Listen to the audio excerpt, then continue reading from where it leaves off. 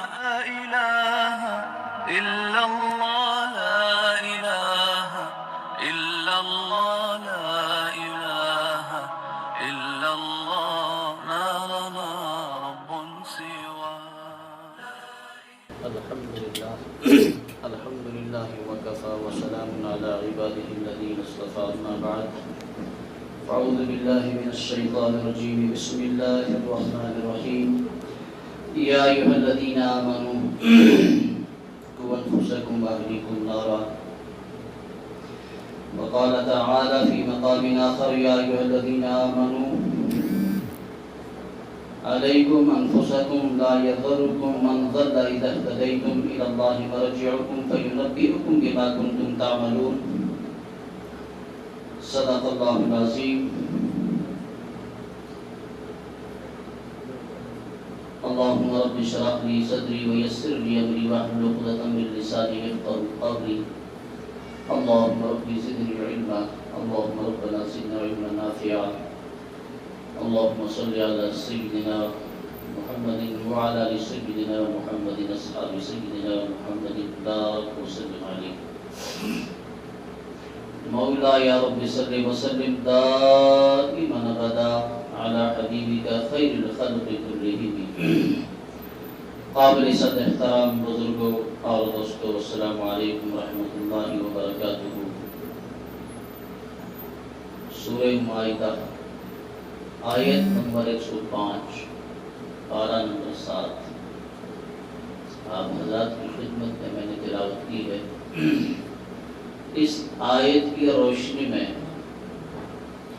کچھ باتیں آپ حضرات کی خدمت میں آج کل کے اس معاشرے کے بارے میں عرض کرنا چاہتا ہوں. رب کائنات آپ کو بھی اور مجھے بھی عمل کرنے کی توفیق عطا فرمائے. سب سے پہلے دیکھا جائے معاشرہ کس چیز کا نام ہے، معاشرہ کس سے کہتے ہیں. ہماری زبان پہ یہ بات اکثر ہوتی ہے کہ معاشرہ خراب ہے، معاشرہ خراب ہے. چھوٹا ہو بڑا ہو، امیر ہو غریب ہو، اعلیٰ ہو ادنا ہو، شہری ہو دیہاتی ہو، ہر ایک یہی کہتا ہے کہ بھائی معاشرہ خراب ہے، ہمارے عمل صحیح نہیں ہے. اس لیے اللہ تبارک و تعالیٰ نے ہمیں عذاب میں مبتلا کیا ہے. معاشرے کے اندر فحاشی اور بدکاری، جھوٹ اور غیبت ہے، ہر ایک یہی کہتا ہے. اس لیے پھر کرونا وائرس بھی، اور پھر سیلاب بھی، پھر آندھیاں اور طوفان بھی، کہ اللہ ناراض ہے. ہر ایک کی زبان پر یہی بات ہے کہ معاشرہ خراب ہے. اصل چیز معاشرہ کس کا نام ہے؟ آپ کا، میرا اور مجموعی طور پر تمام افراد کا نام معاشرہ ہے. معاشرہ کوئی ایک شخص نہیں کہلاتا، کوئی ایک فرد اس کو معاشرہ نہیں کہتے. تمام افراد کا مجموعہ اس کو معاشرہ کہا جاتا ہے. اور قرآن کیا کہتا ہے کہ معاشرہ کس کو کہتے ہیں، اور معاشرے کے اندر جو سدھار آئے گا وہ کیسے آئے گا، یہ ہم قرآن سے پوچھیں گے. اللہ تبارک و تعالیٰ نے قرآن کریم کے اندر ارشاد فرمایا: یا ایھا الذین آمنوا علیکم انفسکم، اے ایمان والو. یا ایھا الذین آمنوا، اے وہ لوگوں جو اللہ تبارک و تعالیٰ پر اور نبی آخر زمان محمد رسول اللہ صلی اللہ علیہ وسلم پر ایمان لائے ہو. علیکم انفسکم، تم اپنے جانوں کی فکر کرو، تم اپنی جانوں کی فکر کرو. یا ایھا الذین آمنوا علیکم انفسکم من ضل اذا اہتدیتم، جب تم لوگوں نے اپنی فکر کی اور تم صحیح راہ پر چل رہے ہو. من ضل، جو شخص کیا کرے گا؟ گمراہ ہوگا. اذا اہتدیتم، اور تم ہدایت پر ہوں گے، وہ تمہارا کچھ بھی نہیں بگاڑ سکتا. یا ایھا الذین آمنوا علیکم انفسکم لا یضرکم، تمہیں وہ نقصان نہیں پہنچا سکتا مگر کب؟ اذا اہتدیتم، جب تم ہدایت پر ہوں، جب تم سیدھی راہ پر ہوں تو گمراہ فرقہ تمہیں کوئی نقصان نہیں پہنچا سکتا. مراد ہے کہ تم ہدایت پر ہو. اے انسانوں، اے ایمان والو، تم راہ ہدایت پر ہو تو پھر کوئی بھی گمراہ فرقہ، کوئی بھی گمراہ شخص تمہیں نقصان نہیں پہنچا سکتا. تو ہم کہتے ہیں کہ لوگ خراب ہیں، معاشرہ خراب ہے، لیکن قرآن کہتا ہے کہ معاشرہ افراد کو ملا کر معاشرہ بنتا ہے، بستیوں کو ملا کر معاشرہ بنتا ہے، افراد کے مجموعے کا نام معاشرہ ہے. اب ہر فرد، ہر شخص معاشرے کا اپنی اصلاح کی فکر کرے گا. ہر فرد، ہر شخص، چھوٹا ہو چاہے بڑا ہو، عورت ہو چاہے مرد ہو، اپنے فکر کرے گا، اپنے نفس کا محاسبہ کرے گا. تو اسی چیز کا نام معاشرہ ہے. ہر شخص یہ فکر کرے کہ میں یہ گناہ نہ کروں. اس مسجد کے اندر اس وقت 150 یا 200 آدمی بیٹھے ہوئے، اگر مجموعی طور پر دیکھا جائے ہر ایک یہی کہتا ہے کہ معاشرہ خراب ہے، بجائے اس کے یہ کہے کہ میں سدھر جاؤں، میں خراب ہوں. تو سب جب یہی کہیں گے تو معاشرہ سدھر جائے گا. ہاں، اگر دوسروں پر تنقید کریں گے، فلاں خراب ہے، فلاں جھوٹا ہے، فلاں غیبت کرتا ہے، فلاں حسد رکھتا ہے، فلاں بغض رکھتا ہے، تو گویا کہ یہ معاشرے کا سدھار نہیں ہے، یہ تنقید ہے. اب معاشرہ کس طرح سدھرے گا؟ ہر فرد اپنی فکر کرے، ہر آدمی اپنی فکر کرے، میں اچھا بن جاؤں، میرا اہل و عیال اچھا بن جائے، میرے پڑوسی اچھے بن جائیں، میرے رشتہ دار اچھے بن جائیں. سب سے پہلے میں اچھا بن جاؤں، میں صحیح العقیدہ بن جاؤں، میں اللہ اللہ سے، رسول سے ڈرنے والا بن جاؤں. ہر شخص کی جب یہی فکر ہوگی تو پھر معاشرے سے گناہ مٹ جائیں گے. یہ تو قرآن چاہتا ہے، لیکن ہم اس کے برعکس کرتے ہیں. ہم کہتے ہیں کہ فلاں شخص گناہ گار ہے، ہماری انگلی اٹھتی ہے، فلاں شخص جھوٹا ہے، فلاں شخص خراب ہے، فلاں کا عیال خراب ہے، فلاں شخص حسد اور بغض رکھتا ہے، فلاں شخص کے اندر یہ بیماری ہے، فلاں شخص کے اندر یہ کمزوری ہے، فلاں شخص کے اندر یہ کمی ہے. بجائے اس کے ہم یہ کہیں کہ میرے اندر یہ کمی ہے. ہر شخص اس نقطہ نگاہ سے دیکھے، اس مثبت پہلو سے دیکھے، اس مثبت نظریے سے دیکھے، اس مثبت انداز سے دیکھے کہ بھائی میرے اندر جو کمیاں ہیں میں ان کو دور کر لوں، تو سارا معاشرہ سدھر جائے گا. سارا معاشرہ سدھر جائے گا، گناہ نہیں ہوں گے، اللہ کی پھر ناراضگی نہیں ہوگی. اسی کو قرآن نے کہا یا ایھا الذین آمنوا علیکم انفسکم، اے ایمان والو تم اپنی جانوں کی فکر کرو. لا یضرکم، پھر تمہیں کوئی نقصان نہیں پہنچا سکتا. کب؟ آگے فرمایا اذا اہتدیتم، جب تم راہ ہدایت پر ہو، جب تم راہ مستقیم پر ہو.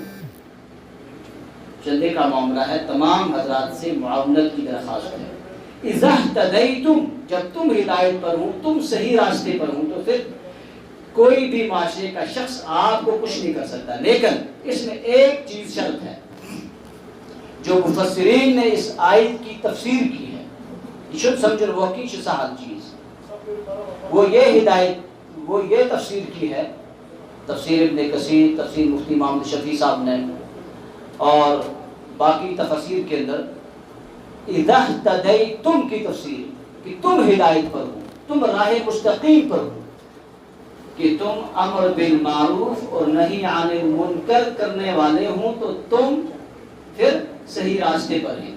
اگر تم امر بالمعروف اور نہی عن المنکر نہیں کرتے تو پھر تم صحیح راستے پر نہیں ہو، یہ اس کی تفسیر ہے۔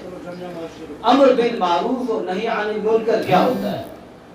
اچھے کاموں کا حکم کرنا اور برائیوں سے روکنا، معروف معرفہ سے پہچاننا جاننا لفظی معنی، منکر انکار سے جس کا انکار نہ پہچاننا نہ جاننا، یہ لفظی معنی ہے اس کا۔ امر بالمعروف، امر کہتے کام کو، اچھے کاموں کا حکم کرنا،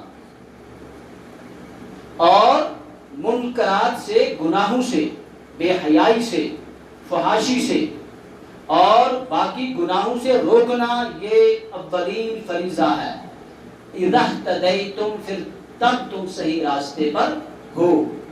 تو جب تم امر بالمعروف نہی عن المنکر کرتے ہو، اپنی فکر بھی کرتے ہو، تو یہاں سے اس آیت کا مطلب کوئی یہ نہ سمجھے کہ قرآن تقاضا کرتا ہے، قرآن کہتا ہے کہ صرف اپنی فکر کرو، نہیں۔ آگے دوسری آیت میں فرمایا اذا اهتدیتم، تم ہو راہ ہدایت پر ہوں، راہ مستقیم پر ہوں۔ تو راہ مستقیم پر اس کی مراد یہ ہے کہ تم امر بالمعروف اور نہی عن المنکر کرتے رہو تو پھر تم صحیح راہ پر ہو۔ ایک آدمی معاشرے کا، اس کے سامنے کوئی گناہ کر رہا ہے، سب سے پہلے وہ اپنے آپ کو بچائے۔ اس کا اہل و عیال کسی گناہ کے اندر ملوث ہے، مبتلا ہے، تو وہ اس کو 100% روکنے کی کوشش کرے۔ اس کا لڑکا ہے، کوئی برا فعل کرتا ہے، کوئی برا کام کرتا ہے، کوئی ناجائز کام کرتا ہے، کوئی منکرات کرتا ہے، تو یہ اس کو روکے۔ اور کس طرح روکے؟ اللہ کے نبی صلی اللہ علیہ وسلم نے فرمایا اگر تم کسی شخص کو گناہ کرتا ہوا اپنی آنکھوں سے دیکھو، وَمَنْ جَاهَدَهُ فِي نَفْسِهِ، تو تم اپنے نفس سے، اپنی جان سے اس کے ساتھ جہاد کرو، یعنی کہ ہاتھوں سے اس کو روکو۔ فَهُوَ مُؤْمِنٌ، وہ مومن ہے۔ وہ اگر کسی شخص کو تم گناہ کرتا ہوا دیکھو، ایمان کا تقاضا یہ ہے کہ تم اس کو اپنے ہاتھوں سے روکو۔ فَمَنْ جَاهَدَهُ فِي نَفْسِهِ فَهُوَ مُؤْمِنٌ، وہ مومن ہے۔ اگر تم ہاتھ سے نہیں روک سکتے، تمہارے پاس اتنی طاقت نہیں ہے، تو پھر زبان سے روکو۔ فَمَنْ جَاهَدَ بِلِسَانِهِ، تو اس کے ساتھ زبان سے جہاد کرو، زبان سے اس کو روکو، ٹوکو کہ تم یہ کام غلط کر رہے ہو، تمہارا کام صحیح نہیں ہے، تمہارا فعل صحیح نہیں ہے۔ اگر زبان سے بھی نہیں روک سکتے، آگے شریر آدمی ہے، جان بچانے کی فرض ہے، ہاتھ سے نہیں روک سکتے، اتنی طاقت نہیں ہے، اور پھر آپ اس کو زبان سے بھی نہیں کہہ سکتے، شریر آدمی ہے، تمہیں تمہاری عزت آبرو اور مال و جان پر وہ ڈاکہ ڈالے گا، تو کم از کم دل میں اس سے نفرت کرو۔ دل میں اس سے 3 درجے بتا دیے۔ سب سے پہلے اس کو ہاتھ سے روکو، ہاتھ سے جہاد کرو، ہاتھ سے نہیں روک سکتے ہو تو زبان سے کہو، اگر زبان سے بھی نہیں کہہ سکتے تو پھر بقلبہ، تو پھر دل سے اس کے دل میں اس کی نفرت رکھو کہ یہ آدمی اچھا نہیں ہے، ہاں یہ گناہ گار ہے، یہ معاشرے کا غلیظ ترین آدمی ہے، تو 3 درجے بتا دیے۔ بالکل اسی طرح معاشرے کے اندر آپ کسی کو دیکھو وہ گناہ کر رہا ہے، پڑوس میں دیکھو تو اس کو کم از کم آپ کے پاس طاقت ہے تو اس کو کہو بھائی تم غلط کر رہے ہو، ہاتھ سے روکو۔ اپنے اہل و عیال میں سے کوئی ہے، پڑوسی ہے، کوئی کسی راستے میں کسی بھی ایمان والے کو دیکھو، کہیں بھی دیکھو، اس کو کہہ دو کہ تم غلط کرتے ہو، یعنی کہ ہاتھ اٹھانے کی وہاں اجازت ہے۔ نفس سے جہاد اسی کو کہتے ہیں، نفس سے جہاد کرنا۔ اگر وہ طاقت نہیں ہے تو پھر کہا اس آدمی کو، اس گناہگار کو زبان سے اس کو کہہ دو کہ تم غلط کرتے ہو، وہ بھی نہیں ہے اور تم اتنا بھی نہیں کر سکتے، دل میں نفرت ضرور رکھو۔ یہ ایمان کا آخری درجہ ہے، اضعف الایمان۔ دل میں نفرت کرو، یہ آدمی اچھا نہیں ہے۔ اسی طرح معاشرہ بنتا بھی ہے اور اسی طرح معاشرہ بگڑتا بھی ہے۔ اور میں نے عرض کیا معاشرہ کس چیز کا نام ہے؟ افراد کے مجموعے کا۔ ہر شخص اپنی فکر کرے، یا ایھا الذین آمنوا علیکم انفسکم، اپنی فکر کرو، اپنے اہل و عیال کی فکر کرو، اپنی جان کی فکر کرو، اپنے آپ کو سدھارنے کی کوشش کرو۔ اگر ہر شخص اپنی فکر کرے بجائے اس کے کہ دوسروں کی طرف انگلی اٹھائے، یوں جس طرح آپ اٹھاتے ہیں فلاں گناہگار آدمی، بدکار آدمی، زانی آدمی، چور آدمی، ہاں ایسا پھر ویسا، پھر فلاں پھر فلاں، ہر ایک کی طرف انگلی اٹھاتے ہیں۔ ہماری عادت بن چکی ہے۔ ذرا اپنے گریبان میں جھانک کر دیکھے کہ میرے اندر کتنے عیوب ہیں، میں کتنا بڑا گناہگار ہوں، میں اس زمین پر کتنا بڑا مجرم ہوں، میں نے کتنے جرائم کیے ہیں، میں کتنا جرائم پیشہ آدمی ہوں۔ ہر شخص یہ سوچے تو معاشرہ سدھر جائے گا، پھر گناہ نہیں ہوں گے۔ اس چیز کا نام معاشرہ ہے۔ وقت کم ہے، بہت سارے واقعات انشاءاللہ اس آیت پر میں اگلے جمعہ پر بات کروں گا۔ ہر شخص کو صحابہ میں سے اپنی فکر ہوا کرتی تھی، کوئی یہ نہیں کہتا کہ زید، عمر، بکر اس کے اندر یہ گناہ ہے، نہیں، اپنی فکر۔ ایک صحابی ہے، وقت کم ہے، حضرت حنظلہ رضی اللہ تعالی عنہ، جلیل القدر صحابی، جلیل القدر صحابی، ایک مرتبہ روتے روتے جناب رسول اللہ صلی اللہ علیہ وسلم کی خدمت اقدس میں حاضر ہوئے۔ صحابی رسول ہیں جن کے بارے میں قرآن کہتا ہے یہ جنتی ہیں، رضی اللہ عنہم ورضوا عنہ، جن کو قرآن کہہ رہا ہے جنتی ہیں، جنہوں نے جناب رسول اللہ صلی اللہ علیہ وسلم کے دامن کو پکڑا، جنت کی جہنم کی آگ ان پر حرام ہو گئی۔